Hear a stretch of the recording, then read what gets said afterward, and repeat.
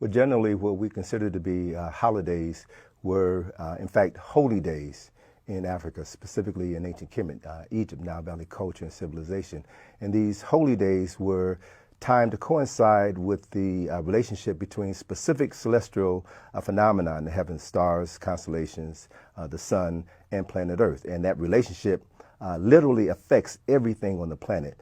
And because there was a specific impact on the way that the Earth's relationship to the sun, as it revolves around the sun, affects everything on the Earth, that specific times for certain holy celebrations were organized. So this season, this winter season, is a time where we're approaching the winter solstice, which is the shortest day of the year.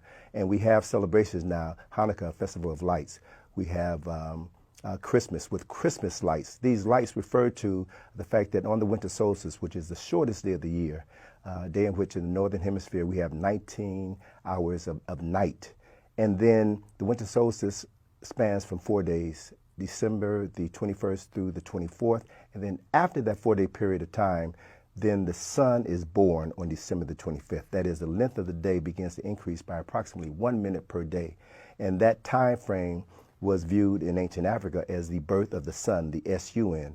In other cultures or traditions, that tradition came down to us as the birth of a savior who was viewed as the Son of God. But many of the traditions that we now find in Christianity, for example, the birth of Jesus on December the 25th, the birth of Jesus in a stable, all refer to specific phenomena that were happening in the heavens and were acknowledged by Africans in Kemet in the Nile Valley over 6,000 years ago. We know this because we can look up in the sky at night and we can see specifically a constellation of Orion dominates the nighttime sky. And the constellation of Orion was known to the ancient Egyptians as Sahu. That was a constellation associated with a primary deity by the name of Asar or Osiris. He was the Lord of Resurrection. And according to the story, Asar was murdered by his brother. And after his death, his spirit came and impregnated his virgin wife, Aset, who then 9 months later gave birth to their son Heru on December the 25th. Now this story sounds familiar because it's an African story that's over 6,000 years old. Heru was born on December the 25th, the same birthday as his father. He was born to avenge the murder of his father and restore his father's kingdom. So this is a story, this is a myth that was a metaphor to help explain specific phenomena that were happening in heaven. So the priests in ancient Kemet were aware of this phenomena, and they in turn created rituals that will allow the people to maintain a certain system of order.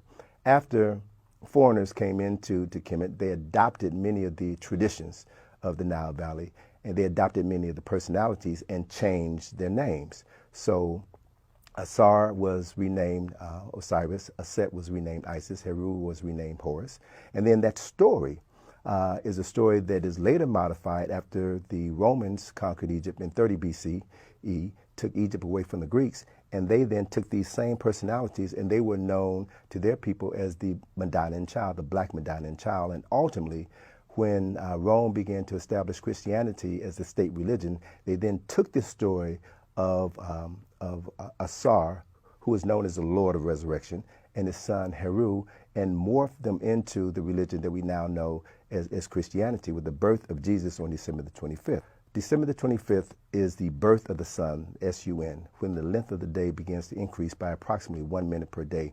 At the moment of the birth of the sun, the constellation of Orion is in the constellation known as Sagittarius, or which was known in ancient times as the stable of Aegeus. So it was said that the sun was born in a stable.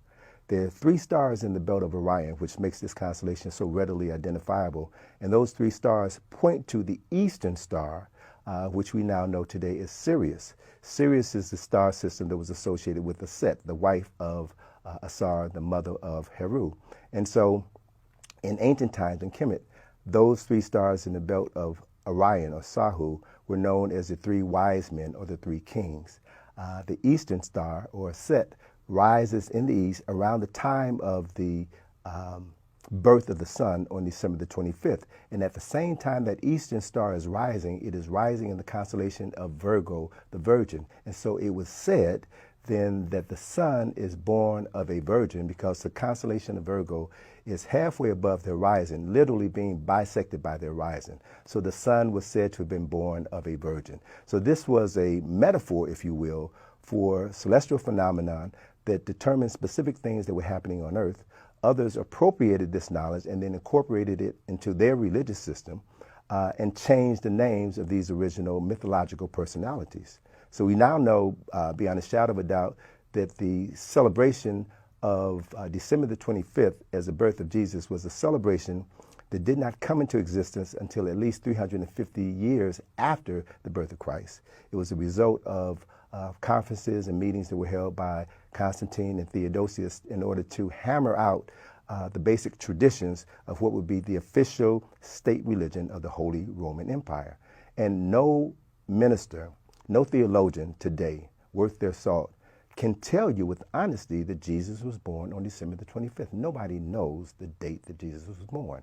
That date was appropriated because for thousands of years prior to the birth of Jesus, that date, December the 25th, had been celebrated as the birth of the sun, the S-U-N.